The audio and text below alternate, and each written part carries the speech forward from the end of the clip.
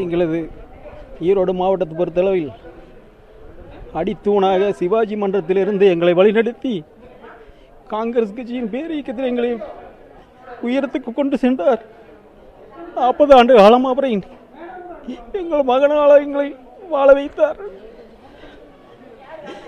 எங்களுக்கெல்லாம் ஈரோடு சிவாஜி மன்றம் என்றால் அவர்தான் எங்களுக்கு தலைவர் சிவாஜியோடு ரொம்ப நெருக்கமாக இருந்தவர். எங்களை அறிமுகப்படுத்தி எங்களை ஆசானாக்கிய அந்த ஆசான் அவர்களை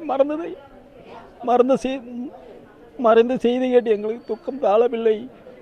என்னுடன் சேர்ந்த அனைத்து நண்பர்களும் துடித்து கொண்டிருக்கிறோம்.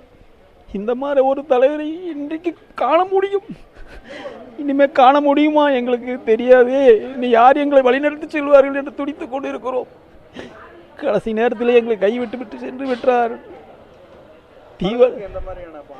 அன்பாக பழகுவார். எங்கு சென்றாலும் என்னை கண்ணப்பான் என்று அழைப்பார், கண்ணியப்பன் என்று அழைப்பார். என்னை எங்கு சென்றாலும் எங்கு நின்றாலும் கூப்பிடுவார். அப்படிப்பட்ட இந்த தலைவரை இழந்து ரொம்ப துயரத்தில் இருக்கிறோம். எங்களுக்கு அன்பாக பண்ணியுமே யார் எங்களை அன்பாக பழகுவாங்கன்னு எங்களுக்கு யாருக்குமே தெரியாது. இவரை விட்டால் எங்களுக்கு அரசியல் வாழ்க்கை இல்லை.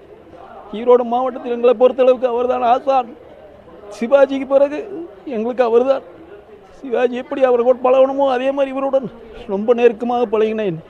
இன்றைக்கு எங்களுக்கு ரொம்ப துக்கத்தை தந்து விட்டார்.